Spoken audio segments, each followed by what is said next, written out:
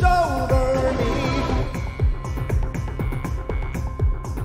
Feline with the claws in the heart. I can't let go, I'm breaking apart. Controlling me. Controlling me.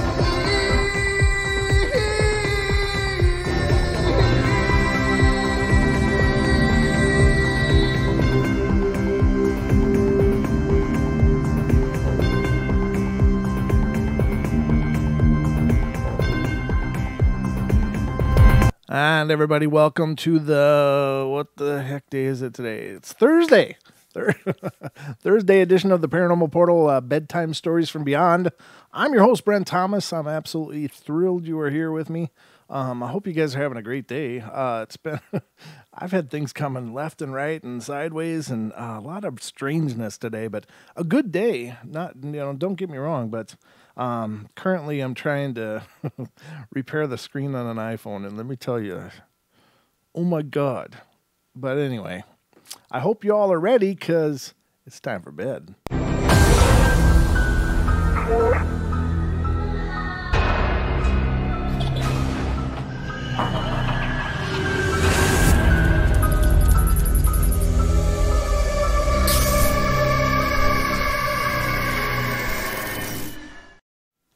And a special thank you to Mr. Geo for the new addition to the Paranormal Portal studio. It's really freaking cool. I'm loving this. I got to figure out positioning and stuff to make it the most efficient possible, but that is really cool. Basically, he got me a scene switcher, that'll switch the scenes for me. It's a LED touchpad, and it's got little pictures, and I got it all set up. It's really cool. You just get a new toy and it's like, oh, so that went well today. That came today. I got it set up. I just had some great conversations with friends today. That went great. Several of them. I'd been talking all day. Lots of things going on, but then here's the thing. The battery on the old iPhone that we had, it's an iPhone 6, and the Mrs. Portal got a new phone, and Mr. Portal got old phone. But the problem with the old phone is, this just the batteries get worn out.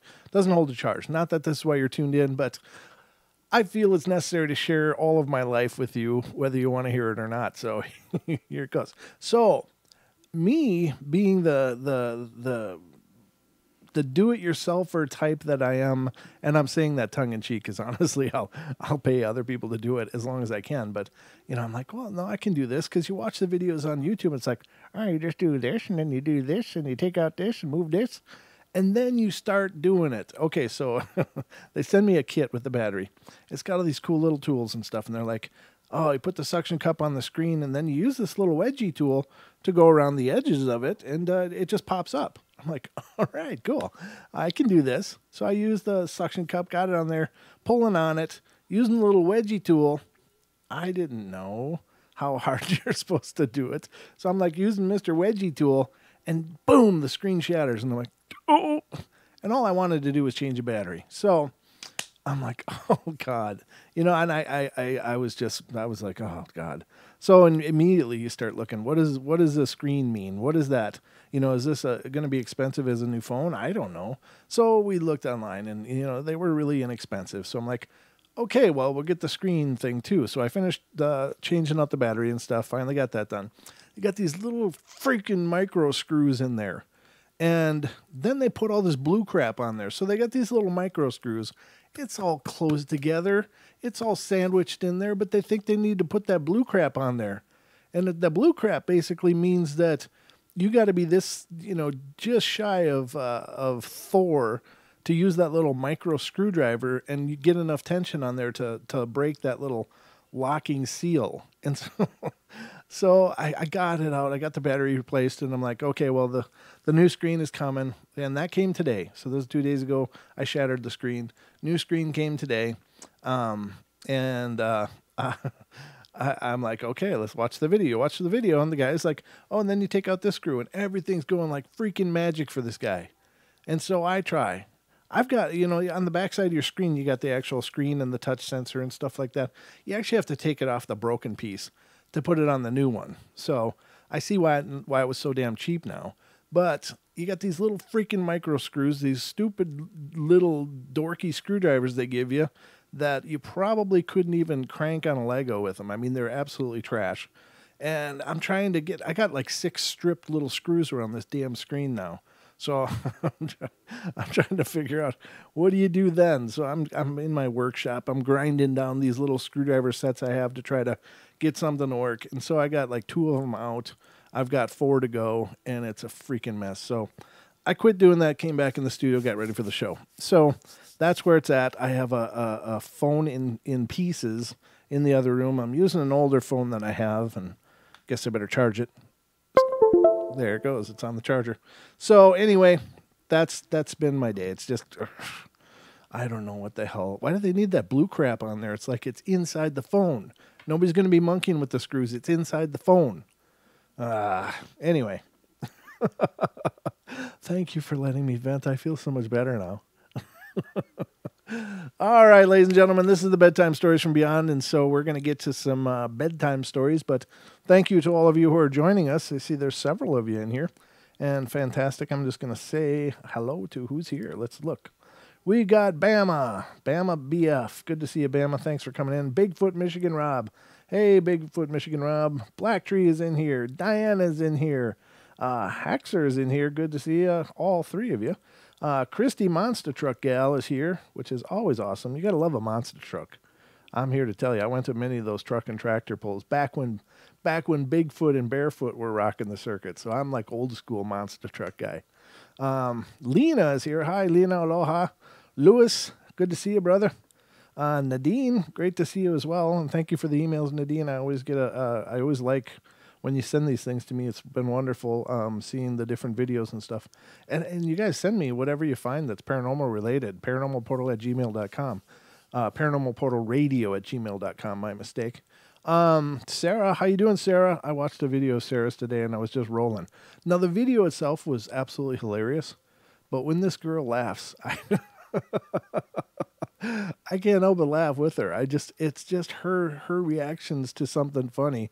And go over to her channel on YouTube. She did one, and she sent me a link to it. And I was just like 5 minutes out of bed when I got it, and I'm looking at it. And I'm really lethargic when I get out of bed, so it takes me a long time to actually embrace the day at all. But I played her video, and I was rolling through the whole thing too. She just cracks me up. So thank you for that, Sarah, and keep them coming. It's good to hear your laugh. Taz is in here. How you doing, Taz? Great to see you. And Ken, the Rot Man from Down Under, and Zero Mind. Great to see you guys. And if there's more of you in there and chatting and stuff, just let me know. I'll try to give you a shout out as I can. That would be wonderful. What is co-op days? I don't know what co-op days are, Julia.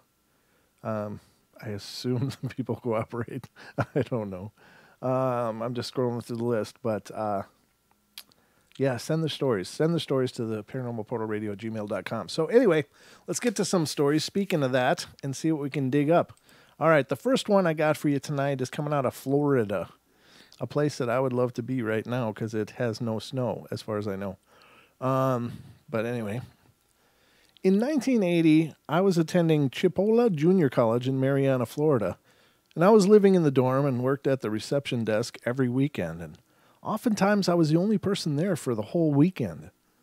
On this particular weekend, Sunday afternoon rolled around, and my roommate and suite mates, I'm not sure what a suite mate is. It's SUITEMATES. I guess that's a college term, but clearly I didn't go. So I guess you got suite mates in college too. Returned from their homes.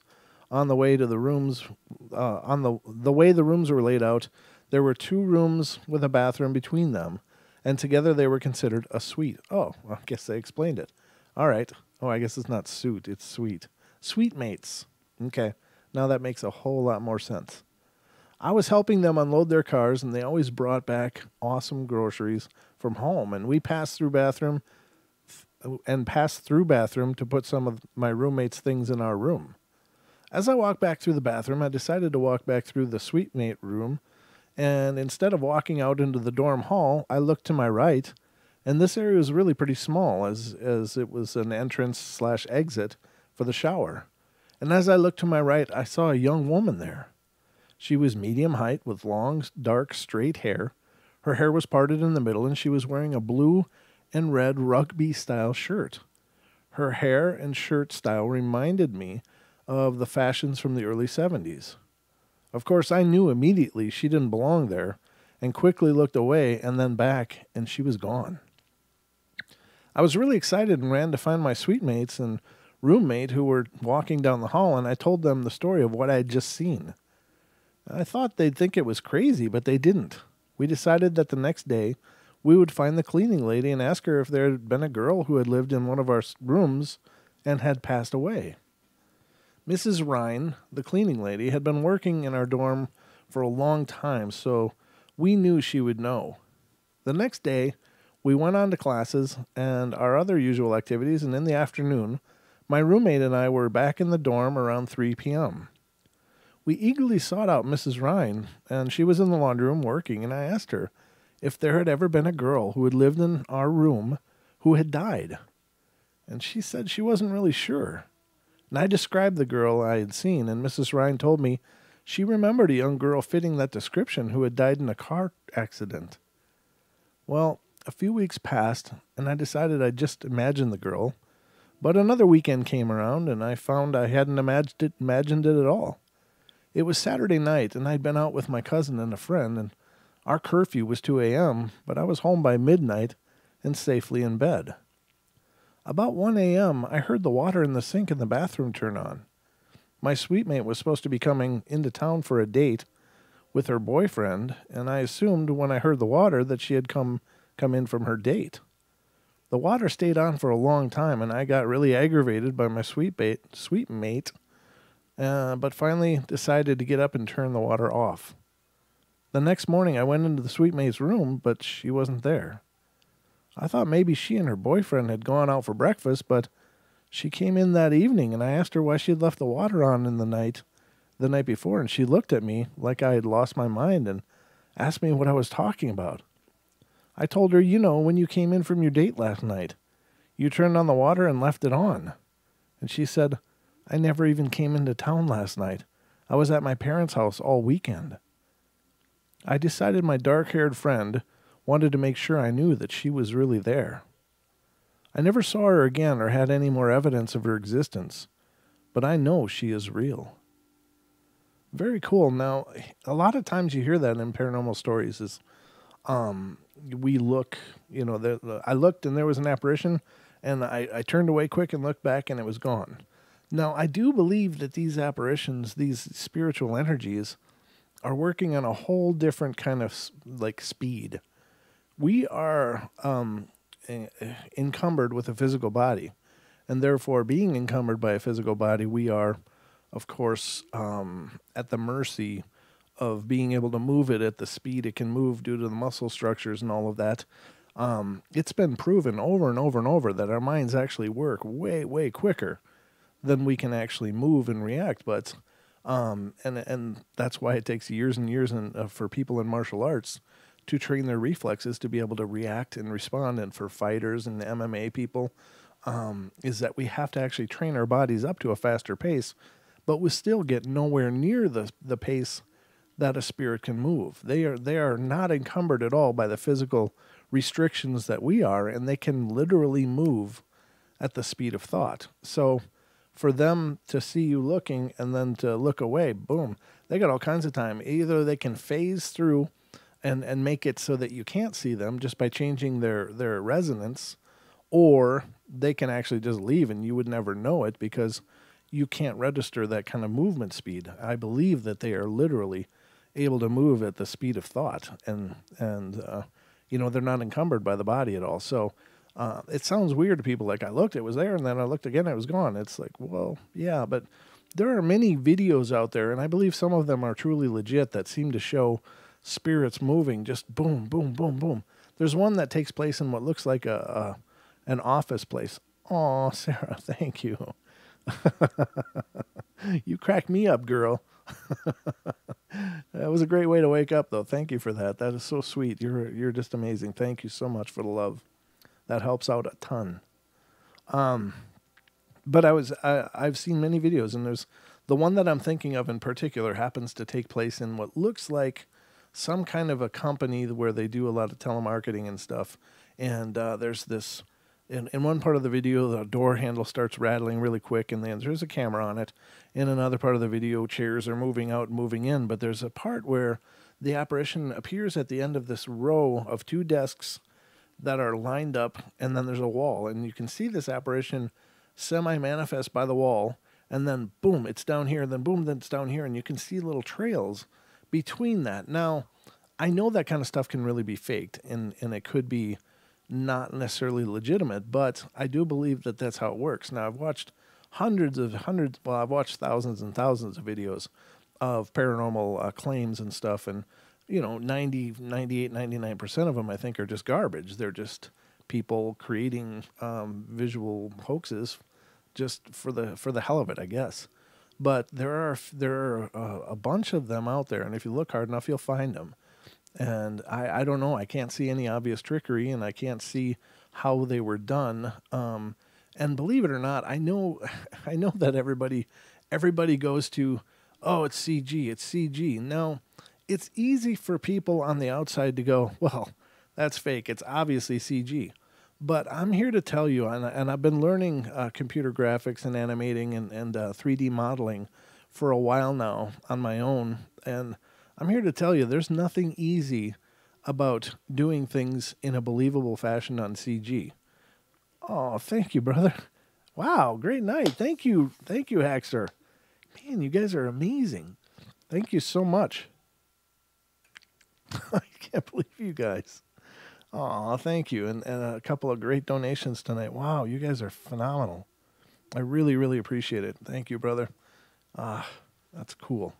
Now, again, getting back to CG, it does take a lot of work.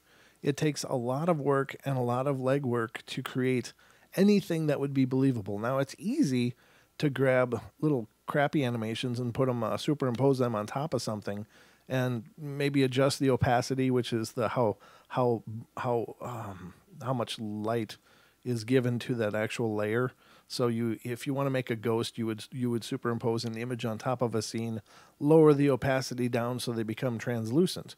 And if you raise it up again, that figure becomes, looking like it's part of the scene, or at least it's there blocking out a part of the scene. So ghost imaging and stuff maybe isn't that hard, but to do actual animations is not easy. Now, there's several things to consider in this, and I realize it is part of the paranormal, because there's so many bad hoaxes out there, and there's so many hoaxes out there. You can tell when something is CG. A lot of times, the quickest way to tell if something is computer graphics is to look at the edges of the animated figure to see if they truly blend in, and most often, most CGs will look like they don't really belong there, like they have a really different edge compared to other items that are three-dimensional in the scene. So you look at the edges of everything else and then look at the edges on these things. And I use this a lot of times when I'm checking out cryptid videos. Does the edges match the edges of everything else in the scene? And if they don't, chances are it's a CGI or somebody's pulling some crap. But so if you're going to animate something, you have to match the whole lighting of whatever scene you took a video of. You've got to match the resolution perfectly so that it doesn't have a different pixel build. Everything on your computer screen is made up of pixels. Now, every video will have its own pixelization or rendering quality. And you may know of this from like 1080p. That's 1080 pixels per inch or whatever, or how that ever goes. I forget the math on that, but there's a mathematical formula. And of course, if you want a really high quality kind of image, that would be like 4K. Well, that's a whole bunch of pixels in a little, per inch. And to match that rendering quality to the scene perfectly, then you have to match lighting. You've got to look at the scene lighting and reduplicate that with virtual lighting on an object. And then you have to actually create animation. And most everybody's familiar with how cartoons are made. They have to animate. They have to, do each frame and make it flow so it's like this. And it's not an easy thing. So it can be done, and it is done, but I don't think there's as much like CGI faking going on as some people think. That some of these videos are real, and you can look at those different things and make sure that the lighting matches, the quality of the object seems to fit into the scene. Does it have a motion that makes sense? Are there any interactions with the scene around it showing its presence? There's a lot of things that you look at when you're comparing whether it's a real or not. And I'm not professional. I'm a layman looking at these things, but this is just one of the things was I wanted to know, what does it take to render an image to make it believable? Well, it's a lot of work. Even making a still image, like I made this anvil, and all of the work that goes into creating an anvil out of nothing, and then texturing it and layering it and lighting it and giving it contours and giving it a skin that's believable. It's just so much work. And then you're talking about creating that over a whole length of a scene. It's a lot of stuff. So if you see a video that looks really believable, it may very well just be. But again, most of the stuff out there is garbage, and there's a lot of bored artists out there and people that know how to do this stuff. And yeah, they can do it. They can pull it off.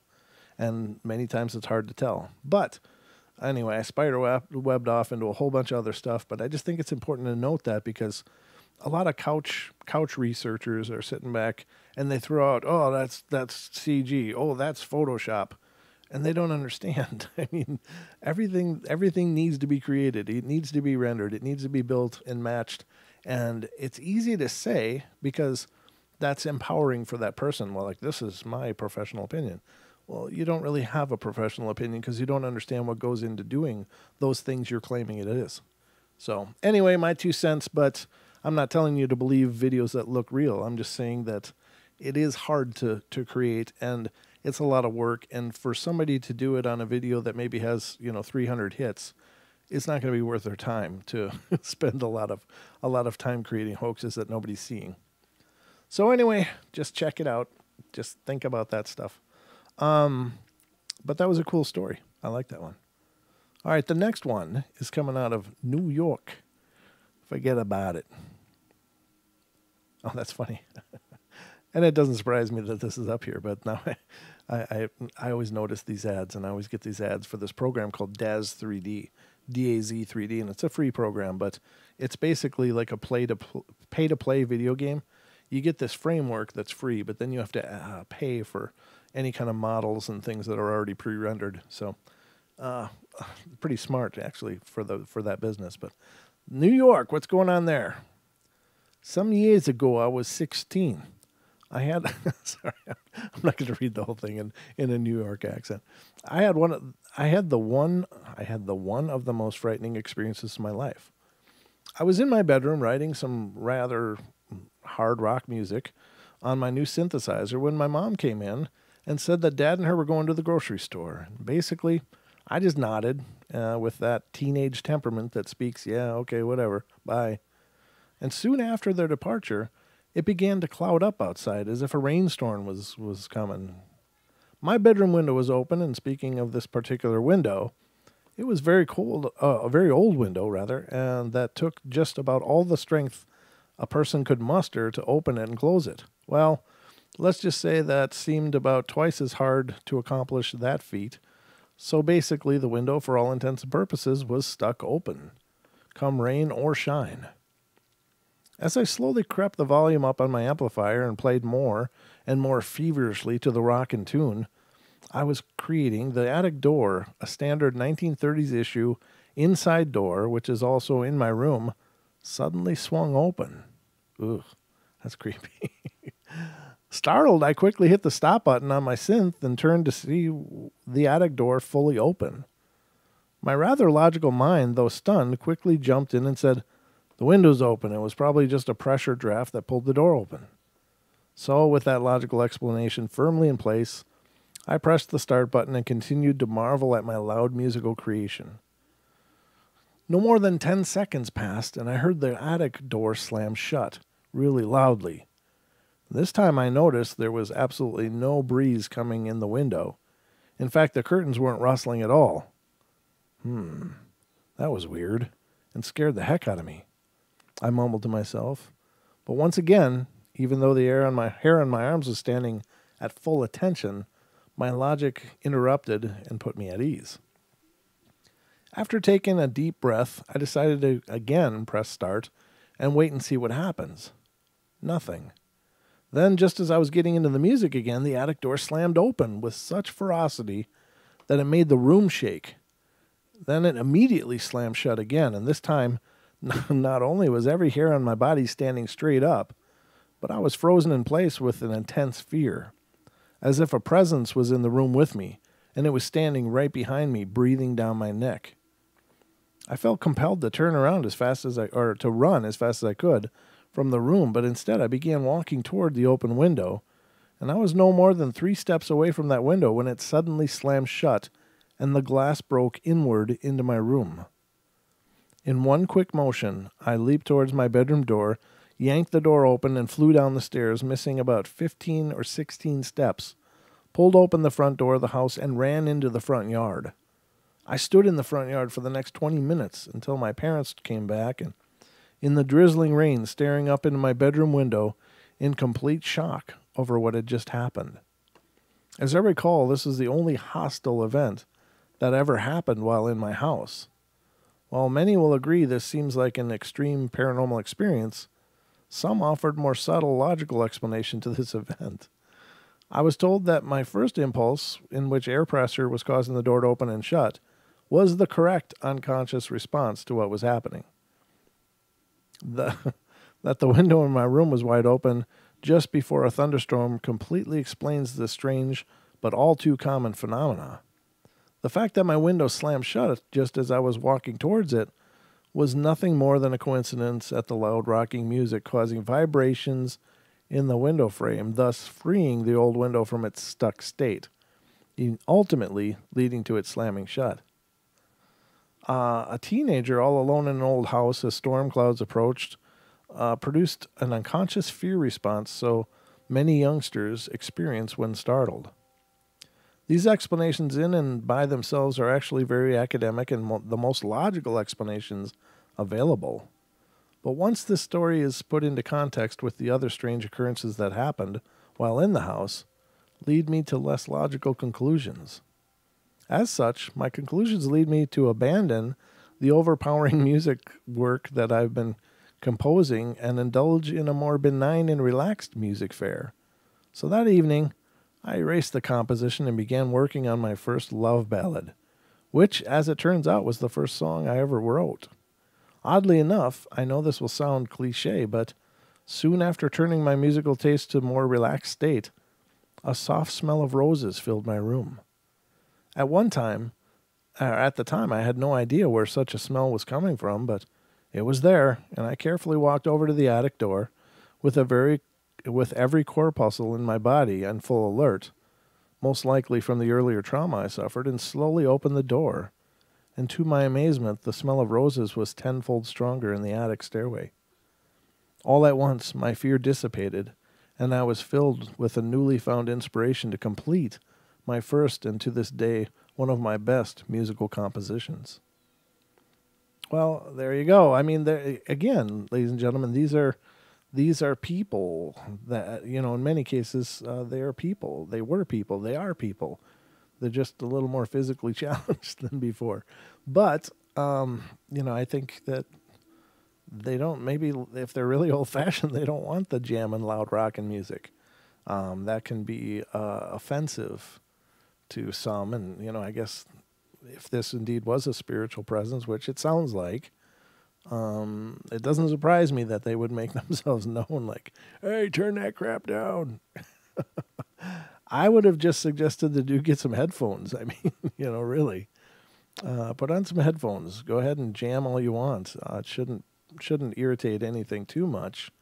But I know what that's like, because even when I'm doing music, I do listen through headphones just because I don't want to blow the house out. But at the same time, I don't like being closed off from the rest of the world that much. It's like, I want to hear, if anything's going on. So, very cool.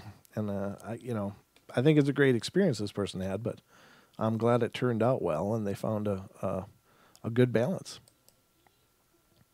All right, again from New York. This one's much shorter. It says, I'm 13 and I've always been amazed with ghosts and spirits, and I've always wanted to visit a haunted house, and I finally got what I wanted when we moved into a new house. We moved into the house a week before Halloween, and everything was fine for about the first 2 months. It was close to midnight, and I believe I was going to bed, and I got this really weird feeling from my doorway, like someone was standing there watching me. I turned around and saw nothing, so I let it be for the night. It happened at least once each week, and I started to think I was watching too many ghost shows, and my friend came over for the weekend, and we were both downstairs, and I hadn't told her about the weird feeling in my doorway because she really freaks out when she hears about ghost stuff, so she went upstairs alone to get her cell phone and came back down saying, I'm never going into your room alone ever again. And I asked her why, and she described the feeling that I'd been getting in my room, and I told my mom about it, and she didn't believe me. There's a shock. A few months later, my brother came to my house, and he brought his dog with him, and she wouldn't even enter my room, and when they forced her into my room, she was scared half to death. My parents and my brother were there, and they have no clue why that happened. So is it just a coincidence that the dog and my friend felt something in the room along with me, or is it someone or something left in the house? What do you think? It's possible. I think it's possible. Yeah, I mean, animals are great barometers for that kind of stuff. They definitely pick it up much better than we do. I think it's a cool story, and I'm really thrilled that person shared it. The next one is coming out of California. California dreaming on such a winter's day. Sorry. I'm just in a California kind of mood. I read this story. I read a story a couple months ago about a woman who lost her fiance in an accident. But I was too upset over losing Dave to respond to her story, and I too lost my love in January this year. He was on a motorcycle and drinking, and the bike hit a curve, and he flipped, and he had just dropped me off in Great Lakes 3 days earlier on a long road trip we had together. A few nights after, we disconnected life support, and I was back in Great Lakes, in the hotel room he had taken me to, and I woke up because there was a lot of pressure on my body, and I felt like I was being pushed down into the bed.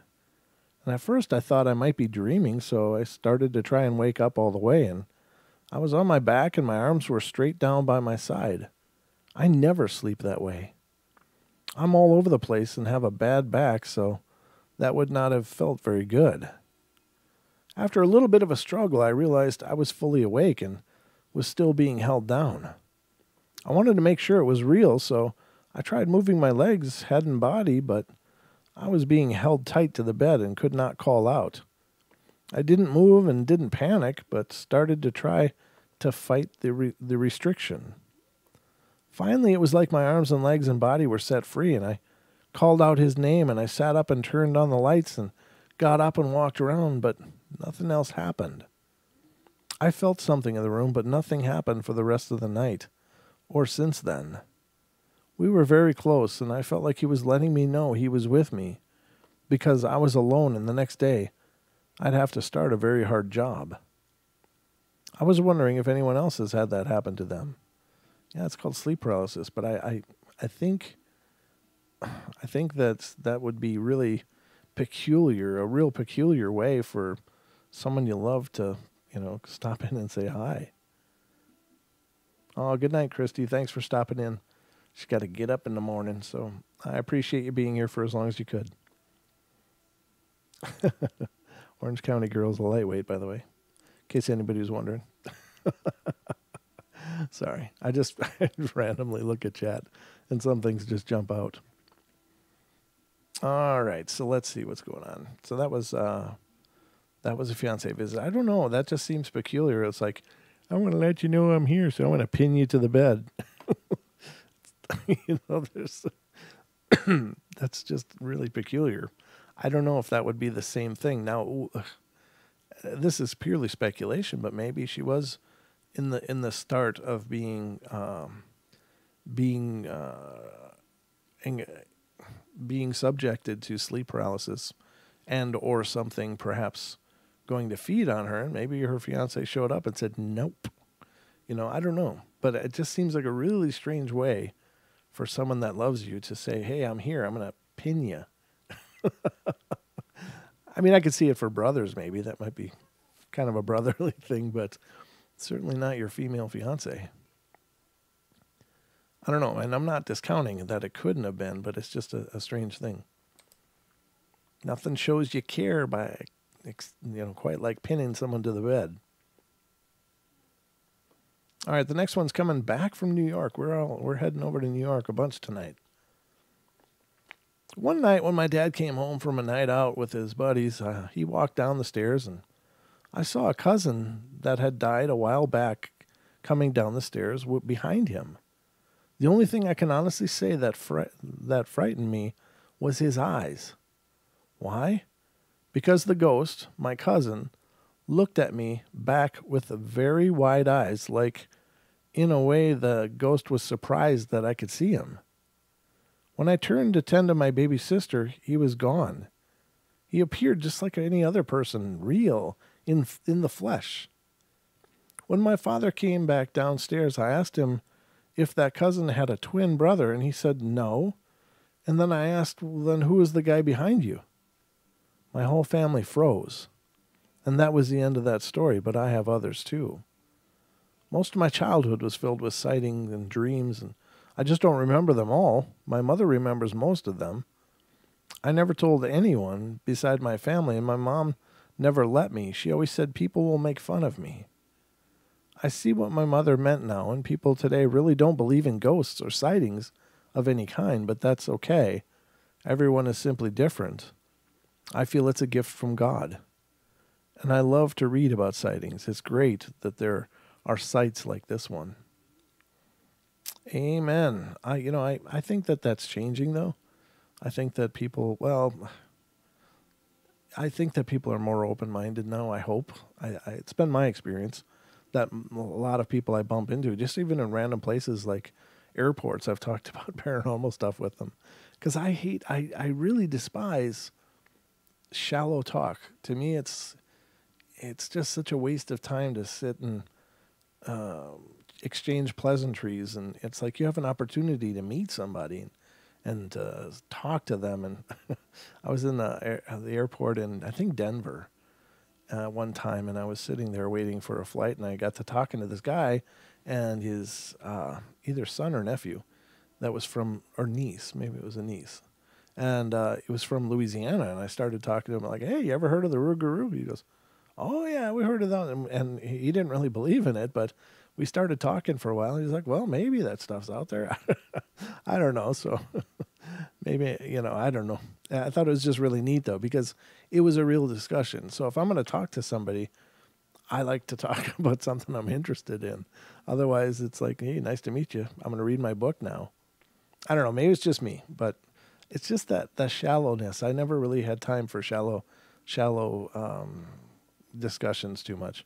I mean, I can do it and do it when I have to, but it's just not the way I prefer to, exchange time with people.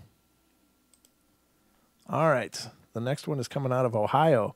Back to Dee's land. Diane's land. All right. Let's see what's going on in Ohio. I hope Lady Death's doing good. I know her laptop broke, and if those of you are noticing she's not here, that's why. So we're thinking about you. I hope you get your laptop fixed or some other way to get back here, because we miss you. And to Miss Pixie, wherever you are, we miss you too. All right, so in Ohio, I previously published a story. Oh, come on. I hate that when they do that. Okay, so I'll get to the story part. This happens about one night a month ago. I think they mean one night about a month ago. In the silence of the night, and only when I'm in the basement, I'll hear a subtle pounding that will go on anywhere from 10 minutes to 2 hours. I tried to ignore it, but it doesn't go away. It's not in my head, Something is not normal about it, and pounding isn't a normal nightly noise. It sounds as if someone is very softly pounding the floor upstairs with his or her heel. It pounds about once every second.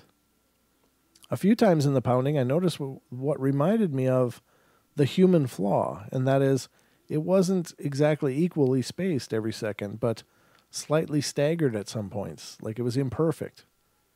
The pounding also seemed to slightly vary in forcefulness, too.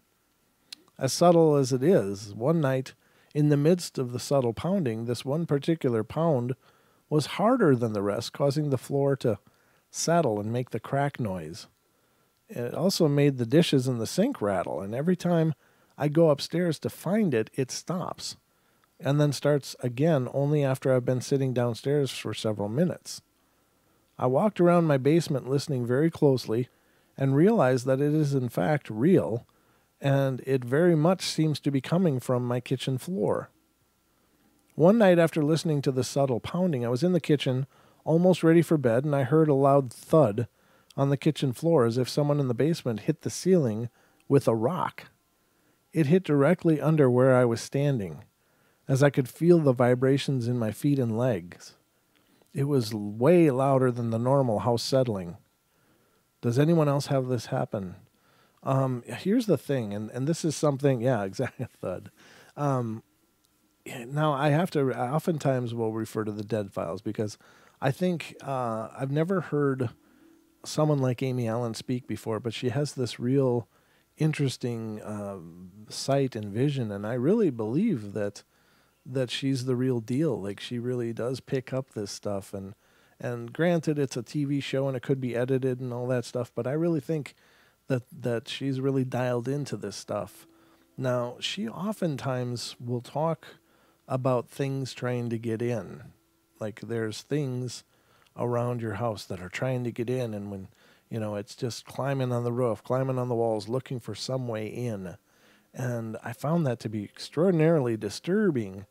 And when I hear this thudding story, it makes me think, is there just something trying to find its way in? Just continually hitting, and hitting, just to try to find some way through whatever a barrier could be. And I don't know that that's the case in this story. I don't know. But every time I hear these random noises that seem to happen, for some reason, and this isn't random, it's the same noise over and over and over, and it sounds like it's in the same place over and over and over. But what the hell could it be? I don't know.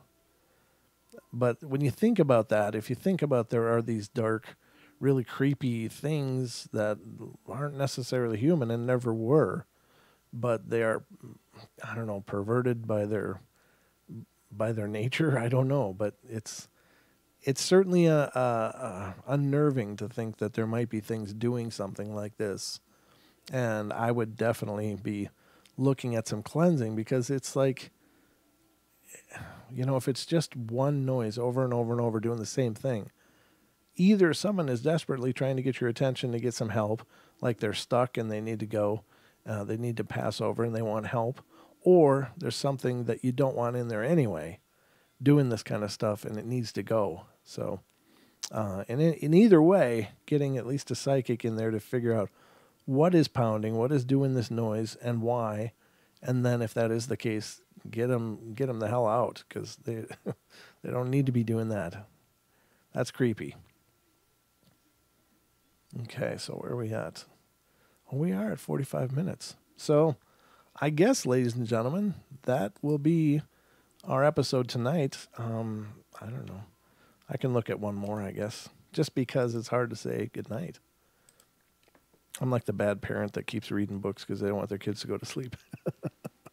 So, all right, so the next one is kind of a short one, but this will be the last one for tonight. So this is coming out of Missouri. First of all, let me say this right off the top of my head. This happened to me when I was a little baby, but I asked the person that this happened to, and she said that it really did happen. I didn't use real names. Jeanette, my mom's best friend, lost her dad to suicide about 20 years ago. After the funeral, some of the people, including her brother and sisters, went back to Jeanette's house to crash the night. After everyone had cleaned up the kitchen and dining room, they went upstairs to bed. About 2 in the morning, they heard a strange noise coming from the kitchen. Jeanette's brother, Todd, was picked up at the Let me start that over. About 2 in the morning, they heard a strange noise coming from the kitchen. Jeanette's brother, Todd, was picked to at the front of the line going downstairs. He had a bat in hand, and when he turned the kitchen light, he noticed nothing unusual. Just for grins, they decided to check the dining room, and when they turned the light on, they were surprised, shocked even, to see the chair that Jeanette's father sat at was pulled out as if someone had been sitting there, and a condensation ring as if someone had a drink sitting there. They went upstairs and talked about what they had just seen, and everyone agreed that the chair the father would sit at was avoided. Needless to say, the next day, when they saw everyone that was at the funeral, including my mom and dad, they told them what happened. And to this day, the only explanation that they have is that their father came home for one last drink. Oh, that's cool. I mean, of course, again, suicide is double tough, and it's. I know people hurt and it's tough, but if you're dealing with those kind of pains, emotional pains that just don't go away, please get help. Please find someone to talk to, reach out. I said this last time that I mentioned it on the show, but it's a real thing. I mean, people are really hurting that bad.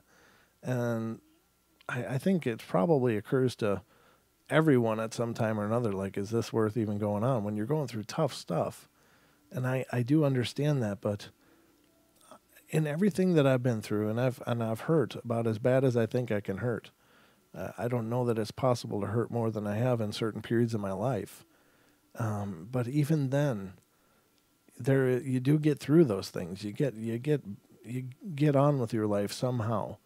Maybe it's something great coming through. Maybe it's just a matter of coping and figuring out that things are going to get better. Whatever the case is, just believe and know that no matter how bad it hurts, no matter how hard it is to just push yourself into another day, just focus on your moments. Just this one moment. That's all you have to be. That's all you have to handle is this one moment. And then the next moment after that. And just stay in those moments until you feel stronger and you can start to expand. But, don't give up. And don't leave those scars on everyone around you, because that's the kind of pain that will never heal. So, but anyway, I love you all very much. I can't tell you how much it means to me that you guys are here and taking part in the shows always. Please spread the word. Let people know about the portal. Let them know that we're here doing the portal stuff that we do. Tomorrow night, I will be back with the 2-hour show, and Mr. Naysay is going to co-host with me, and we're going to roll through a Friday evening of fun and hijinks, and then, of course, on Saturday, Mr. Kevin Lang will be joining us, Don and I, and we will be, of course, discussing Glag, his juvenile Bigfoot that he befriended and became brothers with, in a sense, and go from there. But we got a few other shows that I've been lining up. Again, I was still working on putting together a time when the Paranormal Researchers Forum is going to happen, or the panel show. But now, next Friday night, a week from tomorrow night, Miss Robin Moonshadow will be joining us here on the portal, and we'll be talking about little people, proto-pygmies, and just having a ball. She's just a great person, just amazing, and absolutely devoted to her craft. So she'll be on a week from tomorrow. And then I did solidify with Deb that Deb Varner, our resident Paranormal Portal psychic reader, will be here on the 22nd to do readings for callers to the show. So remember, March 22nd, ladies and gentlemen, Deb will be here and doing readings to callers of the show. So I hope you guys take advantage of that. She is just amazing and just a phenomenal person all around anyway. So lots of good things coming up. We got several other good things coming up, but I haven't solidified dates. But I will be sure to let you know when I do. So, again, 7 days a week, 7 p.m. Pacific time. There's always a portal, and I'd love for you guys to keep visiting me and keeping me company into these dark hours of the night. And I hope you guys have a wonderful day, wonderful night, and we'll be back tomorrow night. Naysay and I will see what we can do. So I'm just looking at my little buttons. This is so cool. Let me just show you guys this. This is just the coolest thing. And you can customize these things too, and I hope you can see this. But this is the thing. It's got all these buttons, and it's, I don't know, my studio is turning into like the bridge of the Starship Enterprise here. It's awesome. It's buttons and light. All right, guys, I love you all very much. Be good, be kind, be nice, take care of each other, help each other out, and find the magic in every day. We'll see you tomorrow night, guys.